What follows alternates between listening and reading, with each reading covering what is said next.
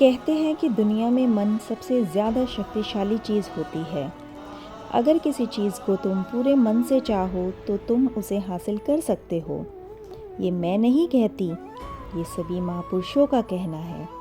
लेकिन अगर ये सत्य है, ये सच है, तो जो हम अपने मन से चाहते हैं वो हमें हासिल क्यों नहीं होता? यदि आप महात्मा बुद्ध के विश्वासी हैं तो इन दिव्य उपदेशों को ध्यान से सुनें। कोई भी इंसान अपने मन में दुख तो नहीं चाहेगा, लेकिन वो रहता तो दुखी ही है। हर इंसान अपने मन से कामयाब होना चाहता है, खूब पैसा कमाना चाहता है, लेकिन फिर भी वो कामयाब नहीं होता। भला ऐसा दुनिया में कौन इंसान होगा जो अपने मन में ये चाहेगा कि मैं नाकामयाब रहूं या मैं पैसा ना कमाऊं? सोचने की बात है तो इसमें दो चीज़ें निकल कर सामने आती हैं। या तो वो महापुरुष गलत है जिन्होंने ये बात कही कि मन से चाही हुई वो चीज़ हासिल हो जाती है, या फिर हम गलत हैं। आज की कहानी जो मैं आपको सुनाने वाली हूँ, उसे समझने के बाद आपको एक ऐसे मंत्र का पता चलेगा जिससे आप ये समझ पाएंगी कि अपने मन से कोई भी चीज़ कैसे करवाई जाती है। मन में किसी भी बात का बीज कैसे बोया जाता है, ये इस कहानी से आपको अच्छी तरह से समझ में आ जाएगा। और इससे आप ये भी समझ पाएंगे कि आकर्षण का नियम, लॉ ऑफ एन अट्रैक्शन, कैसे काम करता है। एक बार की बात है, एक आदमी के जीवन में सिर्फ दुख ही दुख थे। वो जो भी काम करता, उस बेचारे का काम पूरा ही नहीं होता। घर में आता तो घर में भी कलेश बना रहता। किसी से कोई मदद मांगता तो कोई मदद ही नहीं करता। ऐसा लगता था कि चारों ओर से दुखों का पहाड़ उसी पर टूट पड़ा है। उसे समझ नहीं आ रहा था कि मैं इन दुखों से पार कैसे पाऊं। वो दिन रात यही सोचता रहता कि अपने दुखों से छुटकारा कैसे पाना है। इसी कारण से रात में सो भी नहीं पाता था। उसकी आंखों के नीचे बड़े बड़े काले घेरे बन गए थे, जो इस बात का प्रतीक थे कि वो बाद में कितना दुखी है, कितना चिंतित है। कभी कभी तो उसके मन में आत्महत्या करने के भी ख्याल आते थे, लेकिन अपने परिवार की चिंता करके वो ये कदम नहीं उठा पाता था। वो इतना दुखी हो गया था कि उसने निर्णय किया कि वो इन दुखों से छुटकारा पाकर ही रहेगा। इसके लिए चाहे उसे कितनी भी मेहनत करनी पड़े, कुछ भी करना पड़े, लेकिन इन दुखों से छुटकारा हासिल करके ही रहेगा। ऐसे ही एक दिन उसने अपने मित्र से पूछा कि मैं अपने जीवन को कैसे सुधारूं। उसके मित्रों ने उसे बताया कि तुम किसी बाबा के पास जाओ।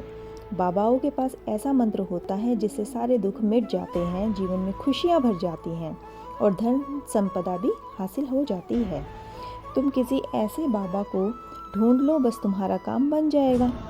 उस आदमी के मन में ये बात पक्की तरह बैठ गई कि कोई बाबा ही मेरा दुख दूर कर सकता है, और इसलिए उसे किसी भी बाबा का पता चलता तो वो उस बाबा के पास पहुंच जाता, उस बाबा को अपनी समस्या बताता और उससे उसका समाधान पूछता और कहता, बाबा मैं कुछ भी करने के लिए तैयार हूँ, आप जो भी कहोगे मैं वो करूँगा, लेकिन मेरे जीवन को सुधार दीजिए।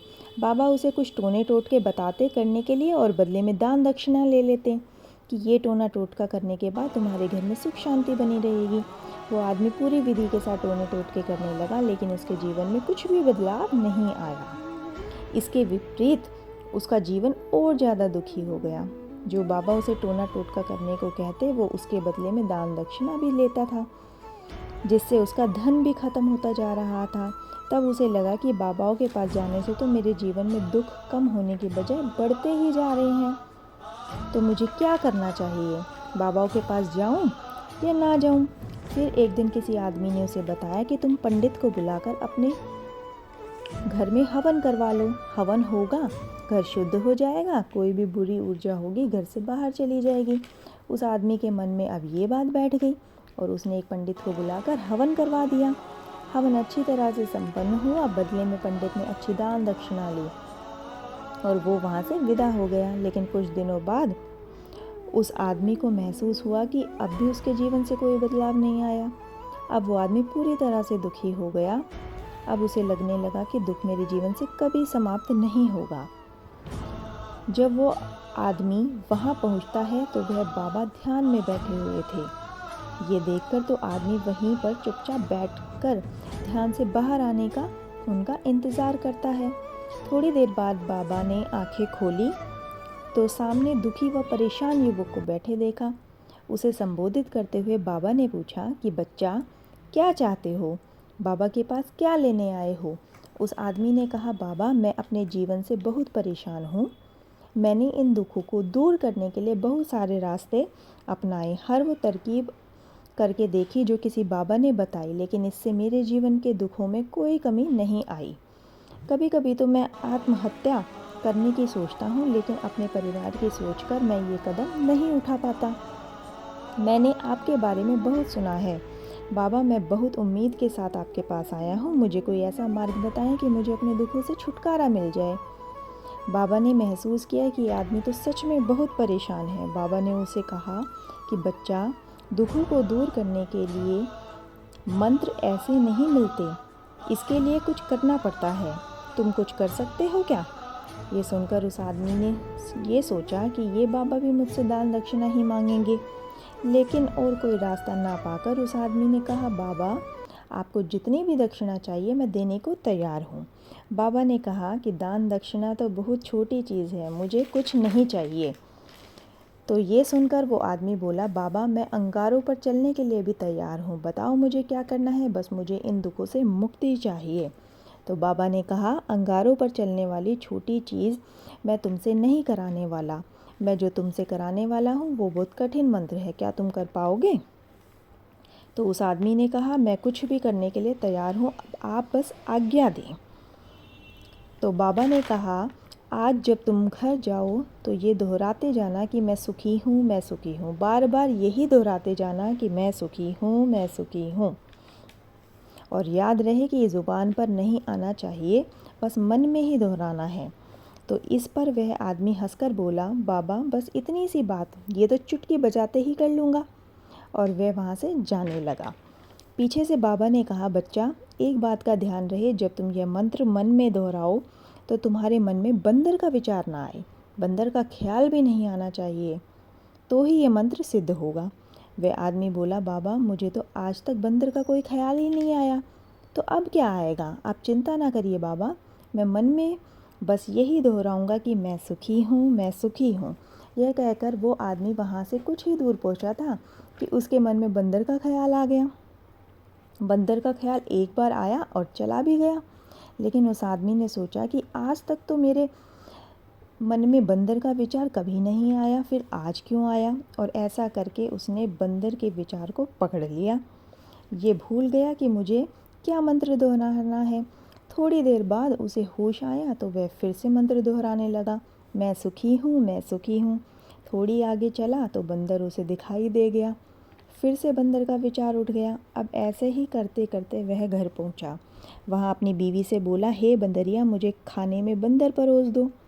और जब उसे एहसास हुआ कि ये मैंने क्या बोल दिया, अपने बाल नोचने लगा, दीवार पर अपना सर मारने लगा कि आज मुझे ये क्या हो गया है, मुझे हर कहीं बंदर क्यों दिखाई दे रहे हैं, ये कैसी माया है। इसी वजह से रात भर सो भी नहीं पाया। सुबह होते ही सीधा उसी बाबा के पास पहुंच गया और उसके चरणों में लेट गया। बोला, बाबा, ये पता नहीं क्या हो रहा है, आज तक तो मुझे कभी बंदर का ख्याल नहीं आया, लेकिन कल से मुझे हर कहीं बंदर दिखाई दे रहे हैं। ये सुनकर बाबा हंसने लगे और बोले, बच्चा, मन का जाल एक ऐसा जाल है जिसे समझ पाना इतना आसान नहीं है। बंदर तो तुम्हारे रास्ते में पहले भी आते थे। जब तुम मेरे पास आ रहे थे रास्ते में बंदर भी थे, लेकिन तुम्हारे ध्यान में ये बंदर नहीं थे, तब तुम्हारे ध्यान में तुम्हारे दुख थे।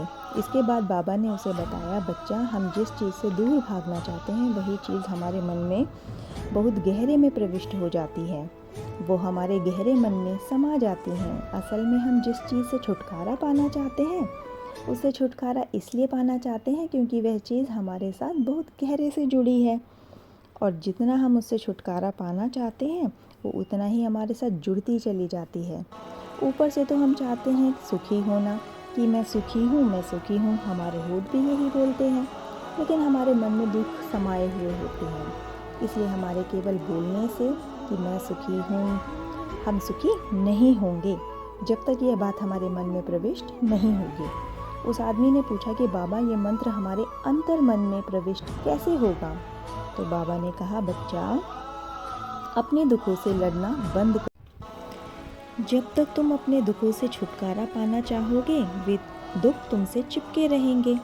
और जिस दिन तुम अपने दुखों के बारे में सोचना बंद कर दोगे, उन दुखों से छुटकारा ही नहीं पाना चाहोगे, उसी दिन से वे दुख तुम्हारी ज़िंदगी से गायब हो जाएंगे। हम जिस चीज़ के बारे में बार बार सोचते हैं, वह चीज़ हमारे अंतर मन में प्रविष्ट हो जाती है।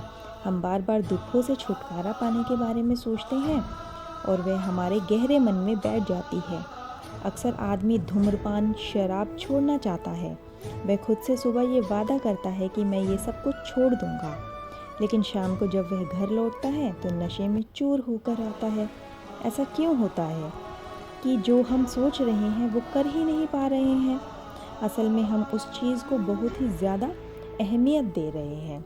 जब भी हम उसे छोड़ने के बारे में सोचते हैं, उसकी इम्पोर्टेंस और ज़्यादा बढ़ा देते हैं। हमें जिस चीज़ को छोड़ना है उसके बारे में सोचना ही नहीं है।